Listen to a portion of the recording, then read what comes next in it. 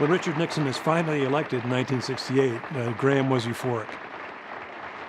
By that point, Nixon had a close relationship with Graham for almost a generation. And so if Graham's desire going back with Truman was to have that voice in the White House, well, then he really had it.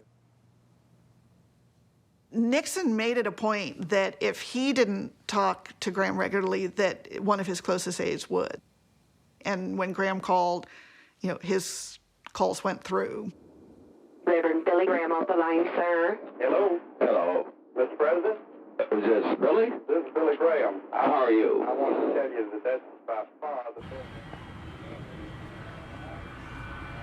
Graham goes to Vietnam, partly as a goodwill ambassador in a semi-official way. Graham's position on the Vietnam War evolved. At the beginning, he was a hawk. In the late 60s, early 70s, he's not as hawkish as he had been. You're a close friend of President Nixon. What is your feeling about the war in the first year or two of his office?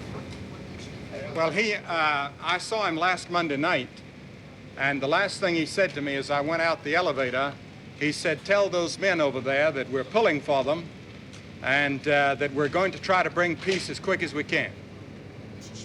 Soon after Nixon's inauguration, Graham sends a letter to the president. The main thrust of it is that the United States military needs to withdraw and let the Vietnamese take over the prosecution of the war.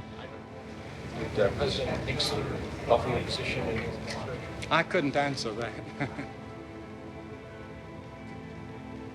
I will. My position in his administration will be that of just a friend. Without question, Graham not only had a close working relationship with Nixon, they did talk about policy, and this contradicts Graham's frequent statement that they did not talk about policy, that the relationship was purely pastoral.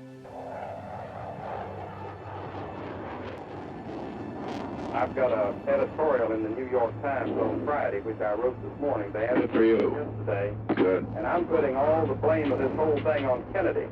That's right. He started the damn thing. And I got all that in there. They've taken it. They're going to print it Friday morning. Good. Well, believe me, Billy, it means an awful lot. And you keep the faith, huh? You betcha.